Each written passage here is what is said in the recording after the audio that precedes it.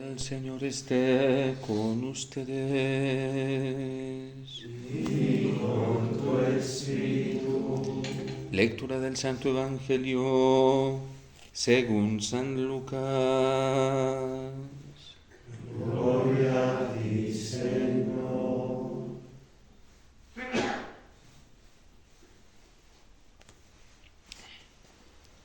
Por aquellos días le llegó a Isabel la hora de dar a luz y tuvo un hijo. Cuando sus vecinos y parientes se enteraron de que el Señor le había manifestado tan grande misericordia, se regocijaron con ella. A los 8 días fueron a circuncidar al niño y le querían poner por nombre Zacarías, como su padre. Pero la madre se opuso diciéndoles: no, su nombre es Juan. Ellos le decían: pero si ninguno de tus parientes se llama así. Entonces le preguntaron por señales al padre cómo quería que se llamara el niño. Él pidió una tablilla y escribió: Juan es su nombre. Todos se quedaron extrañados. En ese momento a Zacarías se le soltó la lengua, recobró el habla y empezó a bendecir a Dios. Un sentimiento de temor se apoderó de los vecinos y en toda la región montañosa de Judea se comentaba este suceso. Cuantos se enteraban de ellos se preguntaban impresionados: ¿qué va a hacer de este niño? Esto lo decían porque realmente la mano de Dios estaba con él. El niño se iba desarrollando físicamente y su espíritu se iba fortaleciendo y vivió en el desierto hasta el día en que se dio a conocer al pueblo de Israel. Palabra del Señor. Gloria a ti, Señor Jesús.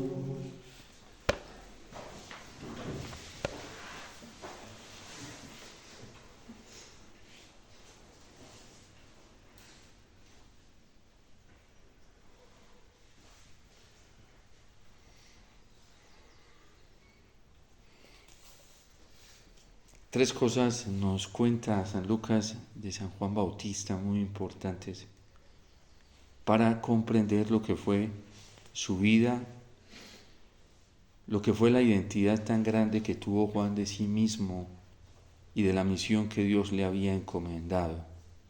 Por ahí va el secreto de toda su fuerza, de este fortalecimiento que tenía. Primero, que el niño iba creciendo físicamente. En segundo lugar, que su espíritu se iba fortaleciendo. Y en tercer lugar, Juan vivió en el desierto hasta el día que se dio a conocer al pueblo de Israel. Este vivir en el desierto también lo encontramos en el libro del Apocalipsis, cuando dice que la mujer huyó al desierto para ser protegida allí. Incluso esto se le aplica a la iglesia y se le aplica a la Virgen. Pero es que en el desierto también vivió el pueblo de Israel durante 40 años, cuando perseguidos por el faraón y por los egipcios, Dios se los lleva allí para protegerlos. En el desierto vive Juan para proteger una gracia que ha recibido, una gracia que él ha ido descubriendo a lo largo de sus días en el desarrollo de su vida biológica, de su vida humana, y es la gracia de Dios. Juan, con mucha sensatez y con mucha firmeza, se fue apropiando de estas palabras que ya había leído y orado en Isaías, que seguramente había también leído y meditado muchas veces en el profeta Jeremías: antes de formarte en el seno materno, ya te conocía. O las palabras que dice Isaías hoy: cuando estabas en el vientre materno, yo te llamé y te destiné para ser profeta de las naciones. Y aquí está precisamente la grandeza de Juan el Bautista, la grandeza de Abraham Cuando Dios le dice, sal de tu tierra y vente a una tierra que yo te voy a mostrar, y de ti voy a hacer un gran pueblo, una gran nación, y te bendeciré a ti y bendeciré a todos tus descendientes. La grandeza de cada ser humano está precisamente en creerle a Dios. La grandeza de cada bautizado consiste en creerle a Dios. Cuando el hombre le cree a Dios, se hace grande, no a los ojos del mundo ni a los ojos de los hombres, porque es una estupidez y una locura para el mundo, pero sí se hace grande ante los ojos de Dios. Y por eso Cristo se atreve a decir de Juan el Bautista que entre los nacidos de mujer no había uno como él. No había uno que hubiera creído tanto como creyó Juan el Bautista. ¿Y qué le implicó a él esto para conservar esta gracia? Huir de toda contaminación, de toda persuasión que lo llevara a poner en peligro la certeza que él ya tenía en su corazón, la certeza de ser creado por Dios, como lo está testimoniando hoy el salmista. Antes de haberme formado, tú me conoces, Señor, profundamente. Cuando me siento y me levanto desde lejos, sabes mis pensamientos, tú observas mi camino y mi descanso, todas mis sendas te son familiares. Juan el Bautista oró muchísimas veces con este salmo, muchísimas veces en momentos de confrontación con la contaminación y la amenaza del mundo, que lo llevaba a creer otra cosa, que él era producto de la creación humana, de la fuerza humana, de la gloria humana, y volvía a repasar estas palabras. Es Yahvé quien me conoce. Es Él quien conoce verdaderamente mis pensamientos, es Él quien me observa, es Él quien me da descanso, porque todas mis sendas le son familiares. Concebir la vida en la realidad divina es lo mejor que nos puede pasar. Pero nos podemos volver tontos y estúpidos, como dice el libro de la sabiduría. Lo hago precisamente evocando esa traducción del libro de la sabiduría. Cuando uno cree que uno depende de las fuerzas humanas, o que somos fruto del azar, o aún más podemos creer que nosotros somos fruto del hombre, de un papá y de una mamá. Pero qué grande es la verdad en el corazón del hombre, y qué alegría produce esto cuando sabemos y tenemos la certeza en el corazón que hemos salido del amor de Dios, que hemos nacido y hemos salido de la complacencia misma de Dios, que nosotros no somos fruto de un instinto que se va desencadenando a veces desordenadamente en este mundo. ¿Y cuántos hijos nacidos solo fruto del placer, del instinto y también del azar? Porque a lo mejor papá y mamá no se unieron por ejecutar un proyecto de Dios, y ese proyecto de Dios era mi nacimiento, la creación de mi vida, y a lo mejor ellos ni eran conscientes por muchas circunstancias en las que a lo mejor vivieron, que ellos eran procreadores y que no estaban creados para dejarse llevar del instinto carnal, del placer, como pasa hoy con tantos matrimonios. El desastre que hay hoy en tantas vidas matrimoniales católicas es terrible. La perversión inmoral en la ejecución conyugal de tantos matrimonios católicos es espantosa y no disminuye, crece. Por eso la gran crisis de la sociedad hoy está en la crisis precisamente de la unión conyugal. La crisis de la Iglesia está en la crisis de tantas uniones conyugales pecaminosas, desordenadas, no desordenadas, pecaminosas dentro de la Iglesia. Un hombre que quiere ir a su mujer solamente porque tiene ganas de sentir placer, espantoso. Y una mujer que por miedo a que él se le vaya con otra o le sea infiel, o se canse de ella, va y se le entrega. ¿Qué fin está buscando ahí? No es el fin de la procreación, no es el fin del amor de Dios, no es el fin unitivo. Es un fin netamente perverso, dañino, corrompido, y que incluso está en la instrucción de muchos sacerdotes que se han dejado corromper y contaminar por esta realidad, este error del pecado que termina destruyendo, lastimando, hiriendo, corrompiendo la vida humana. ¿Qué puede sentir una criatura, una pobre criatura, un niño, una niña, al darse cuenta que en papá y en mamá no estuvo ordenado ese pensamiento para traerlo a este mundo según el querer de Dios, el modo de Dios y el tiempo de Dios? ¿Qué podemos sentir nosotros al darnos cuenta de eso? Muchas cosas terribles.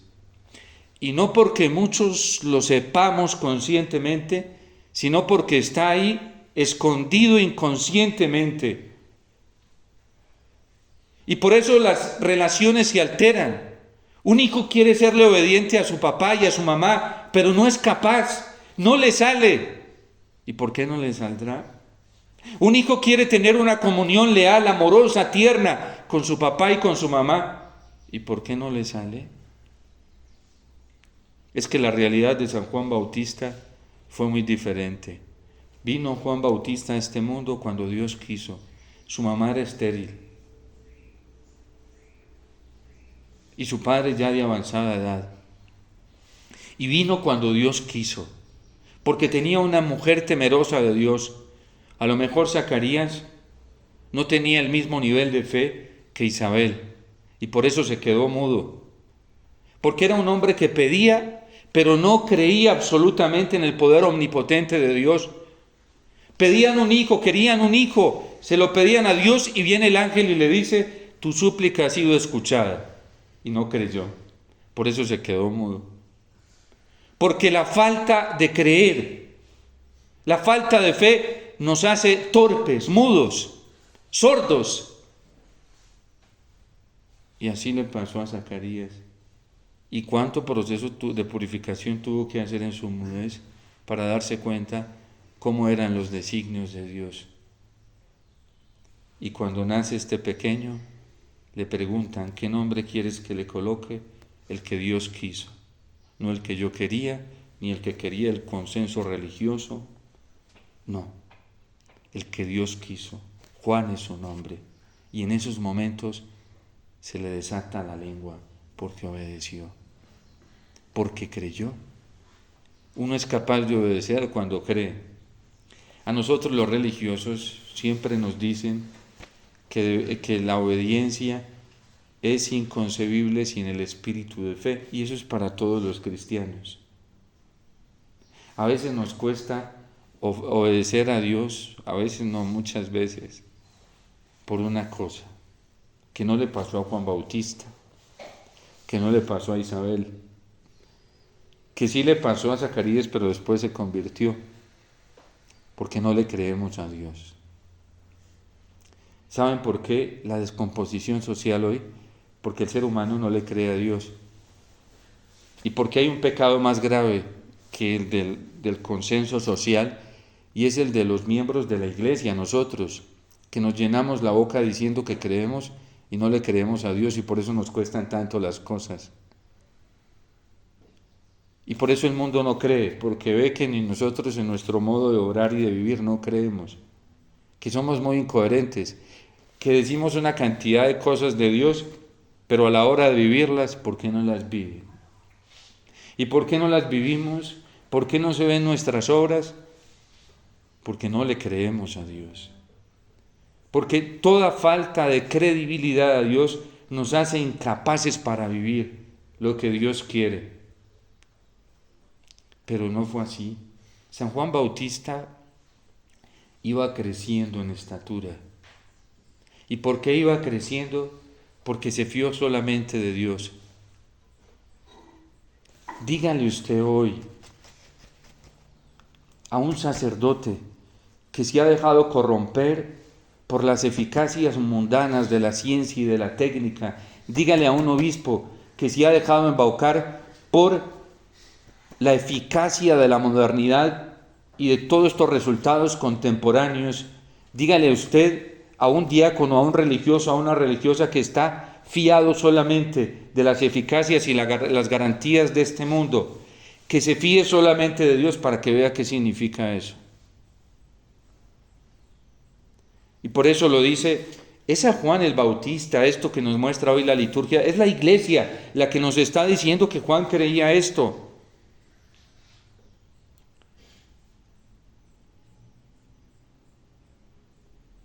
Dice, entonces yo pensé, en vano me he cansado, inútilmente he gastado mis fuerzas. En realidad, mi causa estaba en las manos del Señor, mi recompensa la tenía Dios. Hoy estamos viviendo muchos católicos y laicos también, no solamente sacerdotes, consagrados, obispos, también laicos bautizados, como si nuestra felicidad dependiera del mundo, como si nuestra alegría dependiera de los hombres. Y trabajamos para eso, tontos que somos. Inútilmente nos desgastamos para agradar al hombre. Nosotros no tenemos que agradar al hombre, tenemos que agradar a Dios, porque nuestra recompensa nos viene de Dios. Y por eso hay gente tan desesperanzada, tan desilusionada, porque vive en una ceguera, viviendo solamente para lo que le den los hombres. San Pablo dice, el que se gloríe de algo, que se gloríe en el Señor. Ahora habla el Señor que me formó desde el seno materno para que fuera su servidor. Fue Él el que me hizo su servidor, para hacer que Jacob volviera a Él y congregara a Israel en torno suyo. Tanto así me honró el Señor, y mi Dios fue mi fuerza. A mí me da mucha tristeza ver católicos que se hacen dependientes de los afectos humanos, de las recompensas humanas,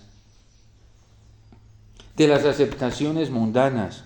Y es una tentación que nos rodea a todos, a mí. Y nosotros no podemos dejarnos arrastrar.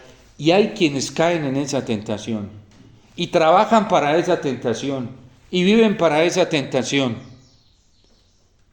porque todavía no viven de la fuerza del Señor, ni dependen de la gloria del Señor. El que se gloríe en el Señor. Yo recuerdo hace unos años atrás, por ahí unos 12, 13 años, yo sentí en mi corazón que sin el Ave María no podía vivir. Esta mi comunidad, la que amo con todo mi corazón. Y que esto era mi todo. Y que esto era lo que me había dado la vida. Y a través de varias cosas el Señor me hizo saber que no era así. Y me advirtió, cuidado, porque fue solo un medio muy bueno que yo te di, un don. Pero eso no lo es todo. Si ustedes y yo supiéramos, si nos diéramos cuenta lo que le duele a Dios cuando nosotros lo suplantamos con las criaturas, cuando hacemos una transferencia de su amor, transferimos su amor, su paternidad a las criaturas y las convertimos a ellas en dioses y en absolutos. Somos idólatras. Y la idolatría lastima mucho el corazón de Dios. Fue Yahvé quien me formó. Fue Él quien me amó. Fue Él quien me escogió. Fue Él quien me eligió y me destinó a ser profeta de las naciones. Ya tenemos que salir de esa torpeza de andar dependiendo de las criaturas para volar hacia el Señor y creerle a Él que su fuerza es suficiente. Juan, dice San Lucas hoy, se iba fortaleciendo y la gracia de Dios lo amparó para ser puro para ser casto, para ser honesto, para amar a Dios con todo su corazón y no dejar desviar su corazón, para no utilizar su santo nombre en vano, como hoy lo utilizamos. ¿Cómo profanamos la Eucaristía? ¿Cómo la instrumentalizamos? Miren, cuántas veces la celebración eucarística se convierte en un fin y en un motivo para recoger plata. ¿Cuántas veces los ministros nos volvemos payasos, auténticos payasos, para poder entretener gente en las redes sociales, en los mismos templos? ¿Y cuántas veces nos volvemos competitivos a ver cuál es el que más gente arrastra? Ya el Papa Francisco nos lo advirtió en una de las misas crismales de los 3 últimos años. Cuidado con el pragmatismo cuantitativo, sacerdotes, obispos, y también nos aplica a los religiosos y a las religiosas. Creemos que las obras son de Dios cuanto más cuantificables sean, más construcciones tengan, más belleza externa tengan. Depende qué tipo de belleza es. Y eso es falso, porque eso termina suplantando al Espíritu Santo por la eficacia pragmática y cuantitativa. Y qué absurdo nos hemos vuelto tantos católicos, creyendo que una Eucaristía es buena cuanto más multitudes tenga y cuando más contenta salga la gente. ¿Cómo saliste? Feliz, padre, contento. Yo nunca había asistido a una ceremonia así. Y después de estas mismas personas las ves viviendo una vida mundana, pecaminosa, y no se convierten. Pero qué Eucaristía tan espectacular, pero no se convierten. ¿De qué les sirvió? No buscan la santidad. ¿De qué les sirvió? No quieren llegar al cielo. Están apegados a las cosas de este mundo. ¿De qué les sirvió? ¿De qué les sirvió? Viven para sí, no para Dios. ¿De qué les sirvió? Benedicto XVI nos lo dijo en su encíclica Deus Caritas es: se comienza a ser cristiano no por una idea. Ideas de vida católica y gente que sepa de fe y de teología en la iglesia abunda. El Papa Francisco también nos lo advirtió en su primer documento magisterial, Evangelium Gaudium, cuando decía que doctrina tenemos muchísima. Conocimiento hay mucho, teoría hay mucho, pero vida cristiana, verdadera vida cristiana, muy poco. Por eso la gente no cree, porque nos ven hablar de una cantidad de ideas, pero reproducirlas con la vida, habla pero no se las cree. La gente no es tonta, la gente ve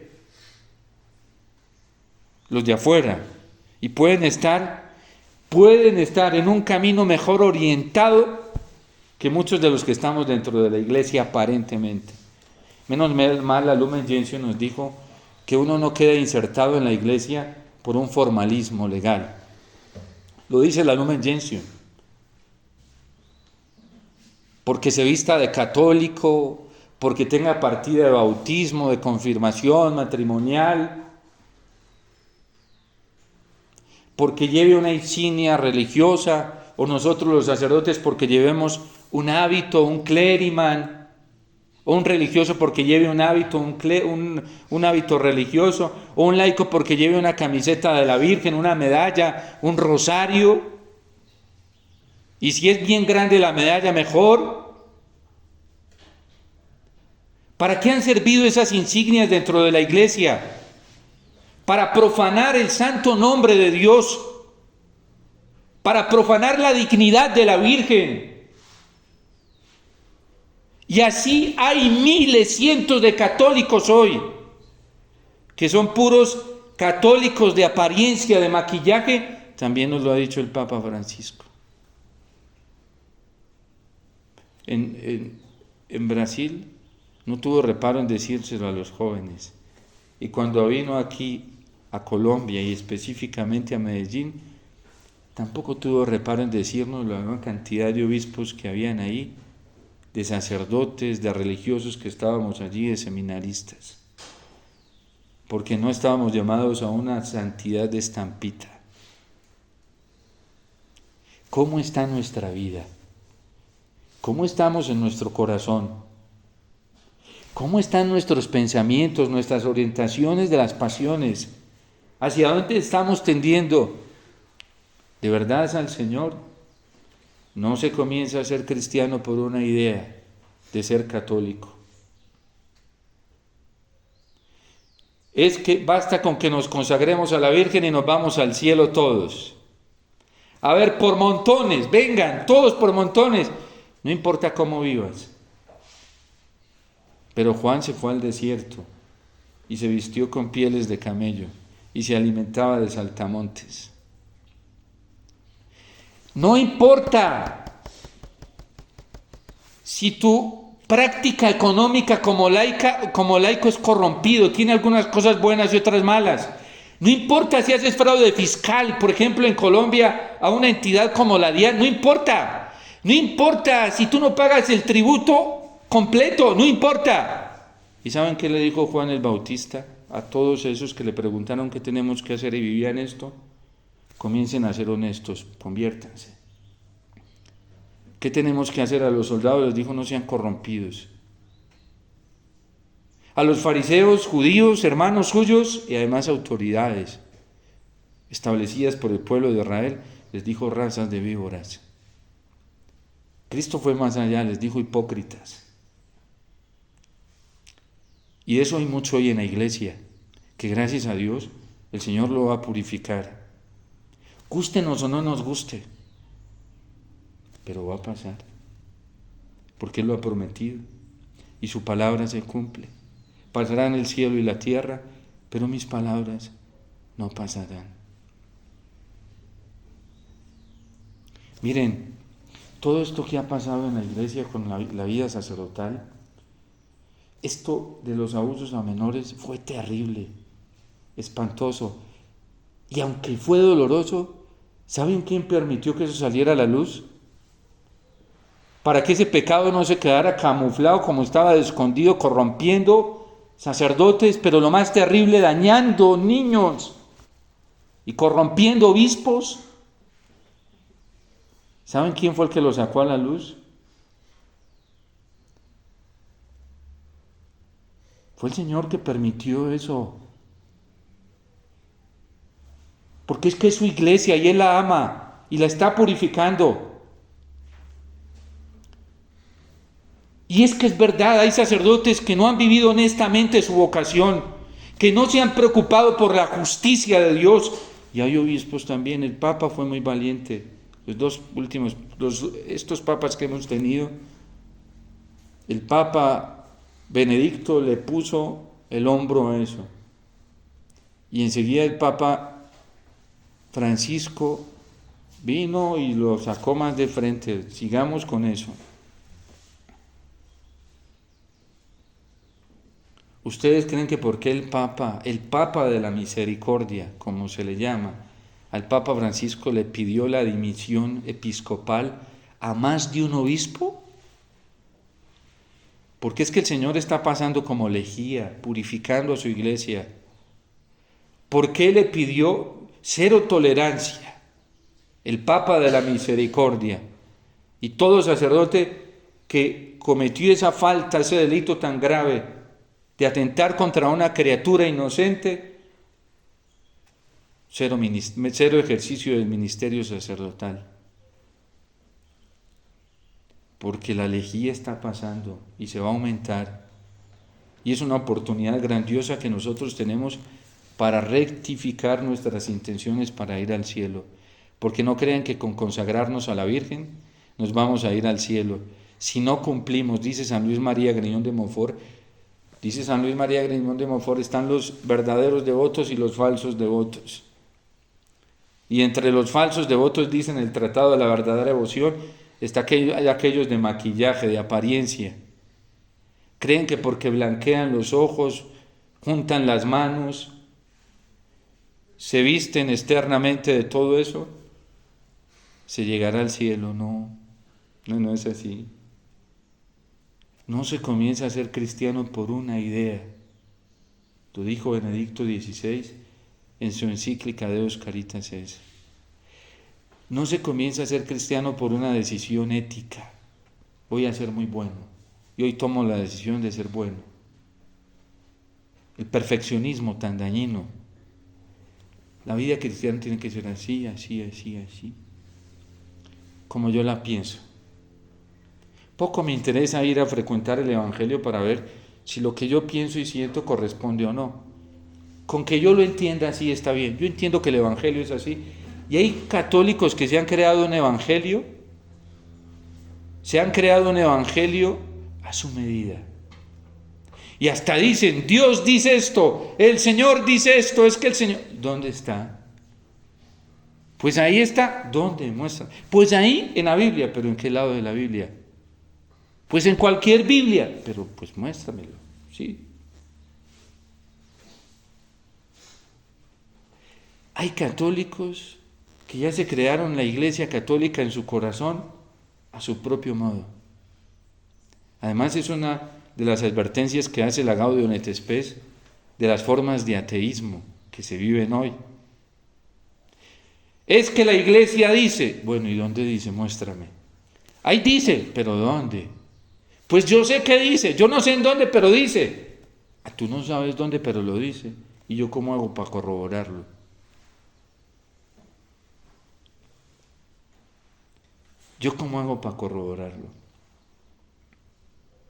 Miren, por lo menos en Colombia, que es donde yo tengo conocimiento, levantaron la voz cientos de sacerdotes, porque a mí me tocaba recibir a la gente aquí aporreada y maltratada por un abuso de autoridad de los sacerdotes. Los que no comulgan en la mano son unos rebeldes, porque la Iglesia nos manda eso. Y laicos predicaban eso y todo el mundo se llenaba la boca predicando eso. ¿Quién lo dice? La Iglesia, son unos rebeldes. Y la conferencia episcopal de Colombia, esos que son tan obedientes, que de obediencia yo no sé qué tienen, a ellos mismos y a sus criterios. Miren, ustedes lo pueden corroborar. Ese documento solamente lo encuentran en las ediciones del último misal de la conferencia episcopal, aprobado por la conferencia episcopal y por el dicasterio para el culto divino. Numerales 17, 18 y 19 de una instrucción pastoral aprobada en plenaria por todos los obispos de Colombia y ratificada nuevamente en la edición última del misal del 2021. Ahí la pueden encontrar. Vayan a su párroco y díganle que por favor les permita para tomarle una fotico a eso, por lo menos, si no pueden sacarle copia. Y hoy dice que en Colombia se admite la comunión en las formas ya establecidas, porque es que la conferencia episcopal no puede cambiar las normas universales del dicasterio para el culto divino, y menos las del Papa, que dijo, el Papa Francisco mismo lo ratificó en una audiencia, en una catequesis de los miércoles, creo que fue, donde decía, hay 4 maneras de recibir la comunión, cada uno mire cómo la recibe. Pero ¿qué hicieron algunos obispos? Incluso de los nuestros. Y sacerdotes, el que no comulgue en la mano es un rebelde. No, eso es mentira. Numerales 17, 18 y 19 de esa instrucción pastoral dice: en Colombia se aprueba la comunión en la mano, pero recuérdese que es una posibilidad que a nadie se le puede prohibir, ¿sí? A nadie se le puede prohibir ni obligar. Yo no sé por qué hay contradicción hasta en los mismos obispos y en lo mismo que ellos aprueban. Pero ahí está, numerales 17, 18 y 19. Aquí tenemos la última edición del misal romano aprobado por la Conferencia Episcopal. Ahí están las primeras páginas. Les quedo debiendo esa tarea, van y la hacen ustedes porque no recuerdo. Tengo muchas limitaciones hasta para eso, de las páginas exactas, pero ahí lo pueden encontrar. Esto para hablar cómo dividen la iglesia, cómo dividen a Cristo, cómo lastiman la unidad de la iglesia. Y hablan de unidad y de paz y la lastiman, la dañan. Porque eso solo crea división, eso solo crea daño dentro de la iglesia. Cuando nos dejamos llevar por los caprichos humanos. Pues ojalá repasemos hoy en San Lucas el contenido de la predicación de San Juan. ¿Por qué lo hacía? Porque él le debía obediencia a Dios y Dios se lo pidió. Y por eso le mochó el rey Herodes, era su superior. Y San Juan nunca dejó de reconocerlo como superior, pero también nunca dejó de decirle a su superior que lo que estaba haciendo era ilícito, inmoral, que estaba corrompiéndose y corrompiendo él como rey a todo el pueblo judío que era su rey. Herodes lo escuchaba, que sabía que lo que le decía Juan era verdad. Le tenía miedo y por eso no se atrevía a matarlo, porque sabía que ese hombre era de Dios y que se iba a acarrear dificultades y lo hacía. Pelear contra Dios y su verdad. Nunca batallemos contra los ungidos del Señor. Espantoso, sí. A Herodes le fue muy mal, terminó muy mal. Y Herodías, que sí estaba llena de veneno, esa estaba ya, solamente veía por el veneno. Ella no sacaba conclusiones desde el espíritu, sino desde la carne, sí, instintiva. Todas las pericias, y un día vio la oportunidad, su hija sedujo con el baile a los comensales y al mismo Herodes, y ese hombre seguramente con unos traguitos encima, lo que me pidas te doy, de la emoción que tenía. Lo que me pidas, dame en una bandeja la cabeza de Juan el Bautista. Y por fin Herodías, porque la mortificaba. Mire, era tan fuerte la palabra de Juan que ni el demonio la podía resistir, entraba. Incluso esas conciencias cauterizadas. Es muy difícil entrar a una conciencia cauterizada, no, resbala. Pero era tan fuerte su palabra que traspasaba. ¡Pum! Y nadie se podía blindar frente a esa palabra. A veces se le escondía, no había que matarlo, ¿sí? Pero pasaba. Con un poder divino. Mira, una persona que tiene la conciencia cauterizada no le entra nada. Por ahí dicen que ni bala, ¿sí? No le entra nada. Pero es impresionante la palabra del Señor, que eso pasa lo que sea, blindaje que haya. Y Juan penetró, sacudió a Herodías, sí, que tenía su conciencia cauterizada. Yo tengo que deshacerme de este tipo, como sea, para que no me perturbe, porque me sacude la conciencia, me pone mal, sí. Tengo que deshacerme como sea de él. Y a Juan nadie lo callaba, ¿sí? Su palabra repercutía. Y dame esa cabeza porque para callarlo ya de una vez. Es la única forma. Mocharon las cuerditas vocales, ¿sí? Y esos labios con los que predicaba.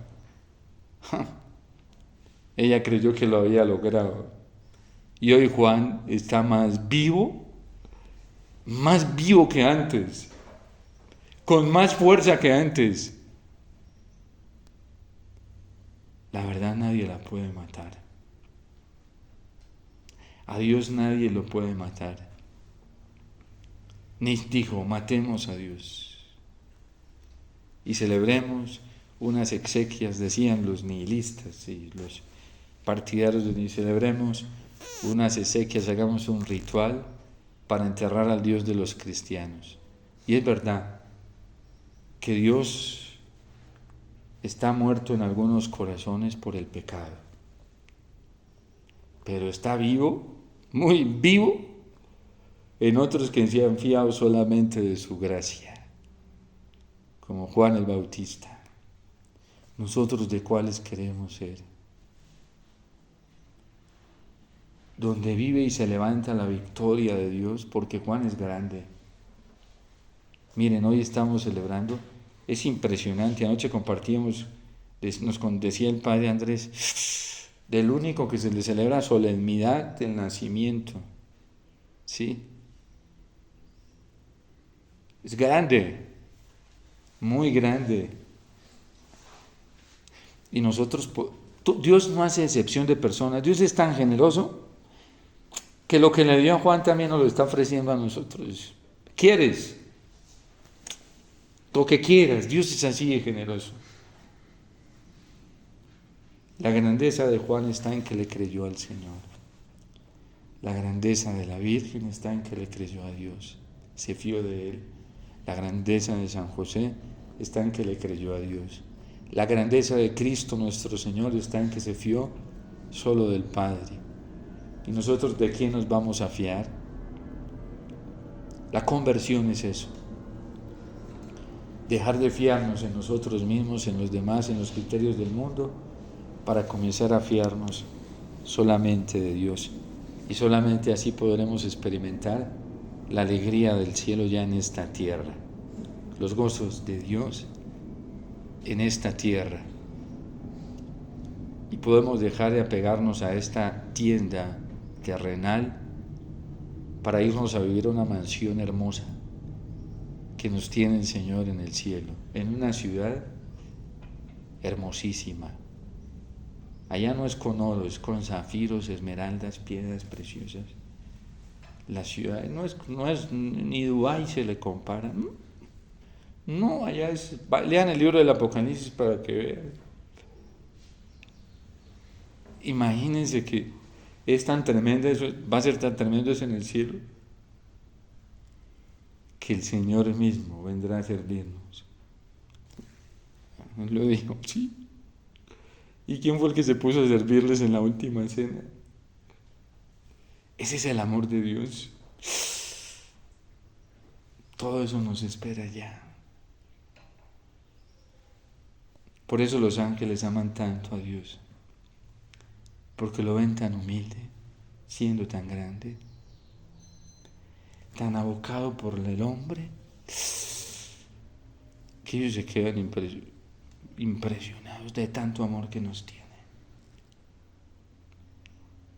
Nos espera una ciudad muy bella en el cielo, una mansión. En esta tierra no tiene nada que envidiarle. Por eso no dejemos de soñar con el cielo.